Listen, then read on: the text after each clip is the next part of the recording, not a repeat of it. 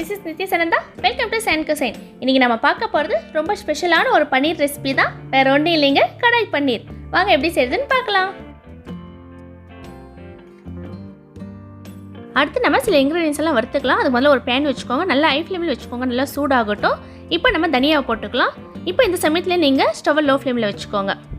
இது கூடவே சீரகம், சோம்பு, மிளகு, காஷ்மீர் மிளகாய், இது எல்லாமே லோ ஃப்ளேமில் ஸ்மெல் வர வரைக்கும் நல்லா வறுத்துக்கோங்க. இந்த மாதிரி நம்ம ஃப்ரெஷ்ஷாக வறுத்து அரைக்கிறதுனால ஃப்ளேவரும் நல்லா இருக்கும், அதே சமயம் டேஸ்ட்டும் ரொம்பவே நல்லா இருக்குங்க.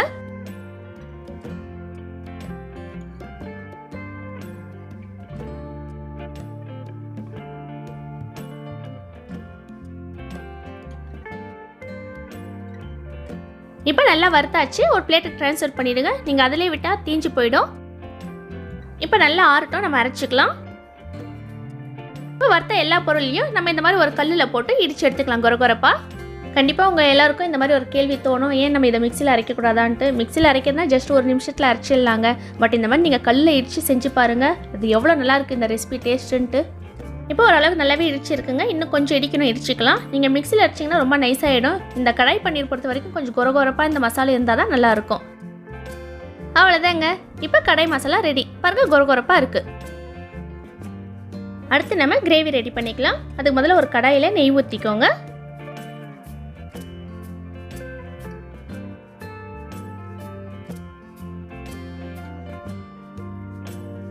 நெய் சூடானதும் சீரகம், அடுத்து பொடியாக நறுக்கிற பெரிய வெங்காயம் போட்டுக்கோங்க.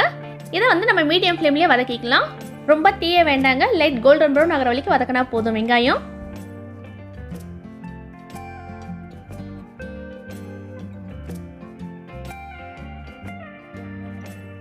நடுவில் அப்பப்போ கலந்து விட்டுக்கோங்க. நீங்கள் அப்படியே விட்டிங்கன்னா தீஞ்சு போயிடும். இப்போ பாருங்கள், முன்னைக்கு இப்போக்கும் நிறையவே வித்தியாசம் தெரியுது. வெங்காயம் கலர் சேஞ்ச் ஆகிருக்கு.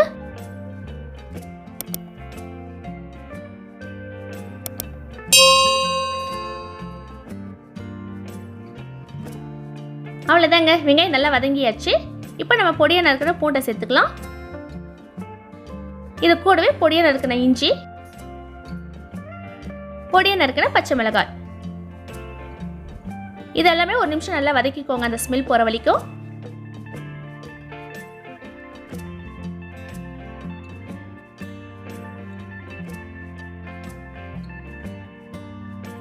இப்போ இதெல்லாமே நல்லா வதங்கியாச்சு. இப்போ நம்ம தூள் எல்லாம் சேர்த்துக்கலாம். மஞ்சள் தூள், மிளகாய் தூள், தனியா தூள், இது கூடவே நம்ம ஃப்ரெஷ்ஷாக அரைச்ச கடாய் மசாலாவும் சேர்த்துக்கலாம்.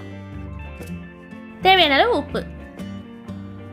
இப்போ இது எல்லாத்தையும் நல்லா கலந்து விட்டுக்கோங்க.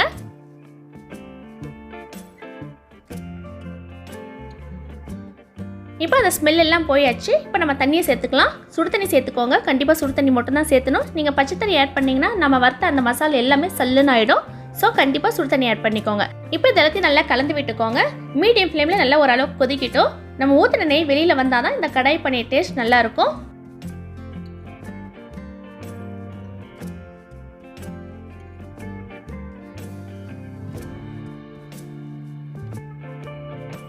இப்போ உங்களுக்கு நல்லாவே தெரியும் பாருங்கள், நம்ம ஊற்றுற நெய்யெல்லாம் வெளில வந்திருக்கு. இந்த சமயத்தில் நம்ம பொடியாக நறுக்கிற தக்காளியை சேர்த்து நல்லா கலந்து விட்டுக்கோங்க.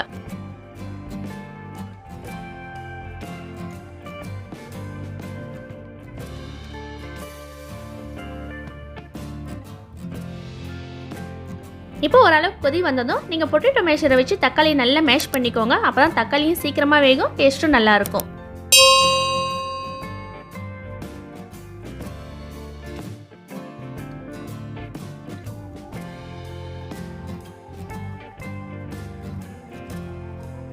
பாருங்கள், தக்காளி நல்லா குக்காகி ஓரத்தில் நம்ம ஊற்றுற நெய் எல்லாமே வெளில வந்திருக்கு. இப்போ தேவையான அளவு தண்ணி ஊற்றிக்கோங்க. இதுக்கும் கண்டிப்பாக சுடு தண்ணி தாங்க ஊற்றணும். இப்போ எல்லாத்தையும் நல்லா கலந்து விட்டுக்கோங்க.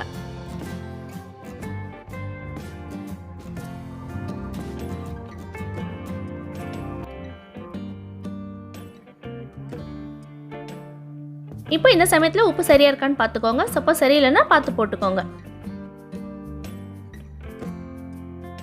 இப்போ இந்த கிரேவி மீடியம் ஃப்ளேமில் ஒரு 1/4 மணி நேரம் நல்லா கொதிக்கிட்டும், நடுவில் அப்பப்போ கலந்து விட்டுக்கோங்க.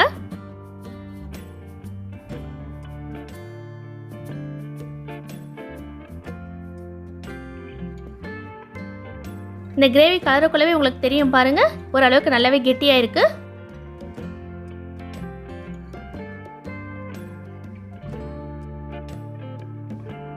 இப்போ நம்ம ஊற்றின நெய் எல்லாமே வெளியில் வந்திருக்கு. அதே சமயம் கிரேவி நல்லாவே திக்காக இருக்கு. அவ்வளோதாங்க. இப்போ இதை நம்ம ஒரு ஓரமாக எடுத்து வச்சிடலாம். அடுத்து நம்ம ஒரு பேன் வச்சுக்கலாம். நெய் ஊற்றிக்கோங்க. இப்போ நெய் சூடானதும் ஆனியன் பெட்டல்ஸ், அதாவது வெங்காயத்தை இந்த மாதிரி கட் பண்ணி போட்டுக்கோங்க. அடுத்து நம்ம மஞ்சள் குடமிளகாயை சேர்த்துக்கலாம். இந்த மாதிரி கியூபாக கட் பண்ணிக்கோங்க. ரெட் குடமிளகாய், அதுவும் இதே மாதிரி கியூபாக தாங்க கட் பண்ணிக்கணும். இது கூடவே பச்சை குடமிளகாய், தக்காளி, அந்த உள்ளே இருக்கிற பல்ப்பையும் விதையும் எடுத்துருங்க. இப்போ இது எல்லாமே ஹை ஃப்ளேமில் 1 நிமிஷம் நல்லா வதக்கிக்கலாம். இந்த கடாய் பன்னீர் பொறுத்த வரைக்கும் காய் ஜஸ்ட் 1 நிமிஷம் வதக்கினா போதுங்க. நம்ம சாப்பிட்டக்குள்ளே அந்த க்ரன்ச்னஸ் இருக்கணும் அந்த காயில், அப்போ தான் இந்த கிரேவி நல்லாயிருக்கும். என்கிட்ட எல்லா கலர்லேயும் குடமிளகாய் இருந்ததுனால யூஸ் பண்ணிட்டேங்க. உங்ககிட்ட என்ன அவைலபிள் இருக்கோ நீங்கள் அதை யூஸ் பண்ணிக்கோங்க. இப்போ இது கூடவே நம்ம பன்னீரை ஆட் பண்ணிக்கலாம். பாருங்கள், இந்த மாதிரி கட் பண்ணிக்கோங்க. இது கூடவே தேவையான அளவு உப்பு சேர்த்துக்கோங்க.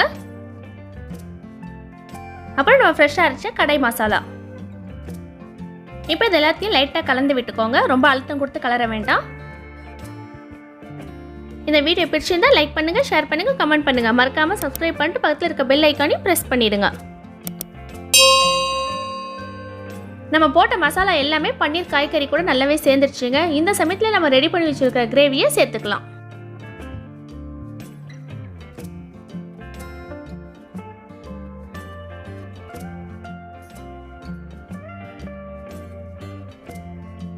இப்போ இது எல்லாத்தையும் நிதானமாக நல்லா கலந்து விட்டுக்கோங்க. மீடியம் ஃப்ளேமில் ஒரு 2 நிமிஷம் நல்லா வேகட்டும்.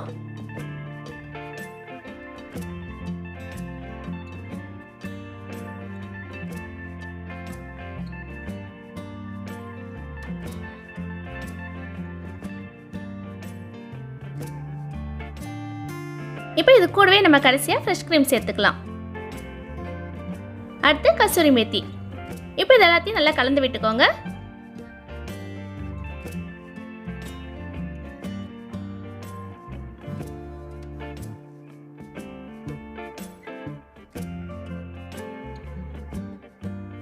கடைசியாக நம்ம ஜிஞ்சர் ஜூலியனும் ஆட் பண்ணிக்கோங்க. இது சாப்பிட்டுக்குள்ள ரொம்பவே நல்லா இருக்குங்க. இப்போ பொடியாக நறுக்கிற கொத்தமல்லியும் சேர்த்துக்கோங்க. அவ்வளோதாங்க, கடாய் பன்னீர் ரெடி. நான் போட்டிருக்க மெஷர்மெண்ட்லேயே இந்த கடாய் பன்னீர் செஞ்சிங்கன்னா ரொம்பவே நல்லா இருக்குங்க. டேஸ்ட் வைஸாக இருக்கட்டும், அதை நம்ம ஃப்ரெஷ்ஷாக அரைச்ச அந்த மசாலா எல்லாமே ரொம்பவே நல்லாயிருக்கும் டேஸ்ட்டு.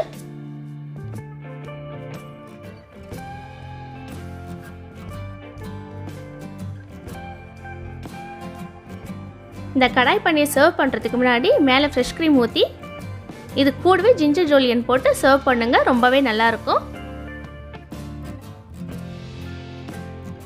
இந்த கடாய் பன்னீர் சப்பாத்தி, ரோட்டி, புல்கா, நான் எது கூடனாலும் நீங்கள் வச்சு சாப்பிட்லாம். ரொம்பவே நல்லா இருக்குங்க.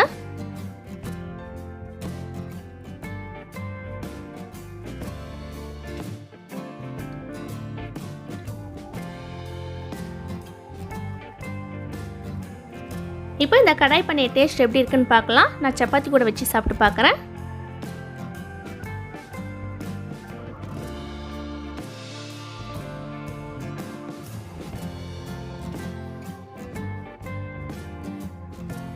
ரொம்பவே நல்லா இருக்குங்க. நம்ம ஃப்ரெஷ்ஷாக அரைச்ச அந்த மசாலா இருக்கு இல்லையா, தனியா, சீரகம், சோம்பு, இது எல்லாமே நல்லாவே இருக்குது டேஸ்ட்டு. கண்டிப்பாக ட்ரை பண்ணி பாருங்கள்.